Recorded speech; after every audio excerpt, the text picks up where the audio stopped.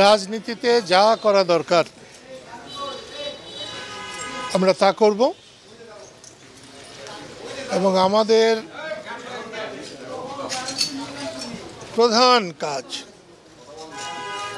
দেশের সুস্থিতি ফিরিয়ে আনা, আইনের শাসন প্রতিষ্ঠা করা।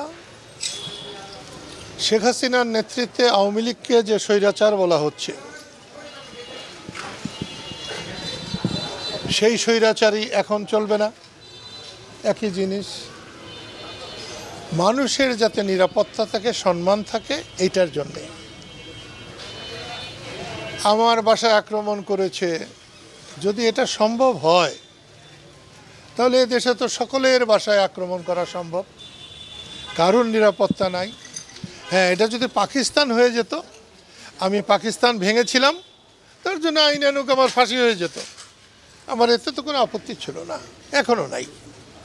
সেই জন্যে বলছি, দেশে আইন শৃঙ্খলা নাই।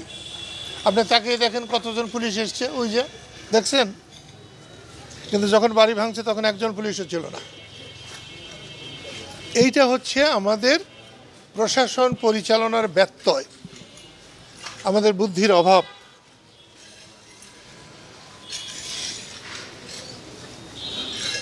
আমি গতকালকেই বলেছি, আমার বাড়ি যদি ধ্বংস করে দিলে যদি দেশে শান্তি হয়, আমি তাতেই রাজি। আর এখন আমার 80 বছর বয়স হয়ে গেছে, এখন আমি চলে যেতে পারলে আমি আরও খুশি।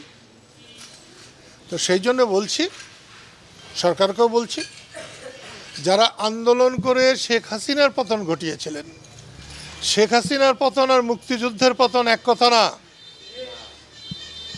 শেখ হাসিনার পতন আর বঙ্গবন্ধুর পতন এক কথা না। শেখ হাসিনার পতন আর স্বাধীনতার পতন এক কথা না।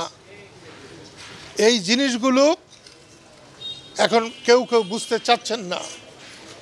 আমি কালকেও বলেছি, আমার জ্বলন ওইখানে, যারা 24-এ বিজয়ী হয়েছে তারা যদি এখন এইভাবে ব্যর্থ হয়, ভবিষ্যতে যদি কেউ স্বৈরাচার হয়, তাদের বিরুদ্ধে রুখে দাঁড়াবার জন্য সাধারণ মানুষ এগিয়ে আসবে না, সেটা আমার ভয়। সেই জন্য তাদের সফল হওয়া উচিত ছিল, তারা সফল হলে ভালো করতেন। ঠিক না, 144 ধারা জারি করেছে বাসাইলে, যেখানে আমরা মুক্তিযোদ্ধার মিটিং করতে চেয়েছিলাম। দেখে গেলাম জীবনে বেঁচে থেকে অনেক দিন যে মুক্তিযোদ্ধাদেরও মিটিংয়ে বাধা দেওয়া হয়, সেই দেশে যে দেশকে পয়দা দিয়েছে মুক্তিযোদ্ধারা। বাতুলিতে বটতলায় বসার কথা ছিল, সব দোকানপাট বন্ধ করে দেওয়া হয়েছে। আমি সারা জীবন চেয়েছি মানুষের সুবিধা, মানুষের কোনো অসুবিধা হোক, সেই জন্যে মিটিং হলেই আমি ওখানে যেতাম। মিটিং হয় নাই, যাই নাই। এটা বিক্ষোভ হবে না জ্বালাও পোড়াও হবে, না সেটা শান্তিপূর্ণ একটা বৈঠক হবে, এটা কিছু বলা হয়নি।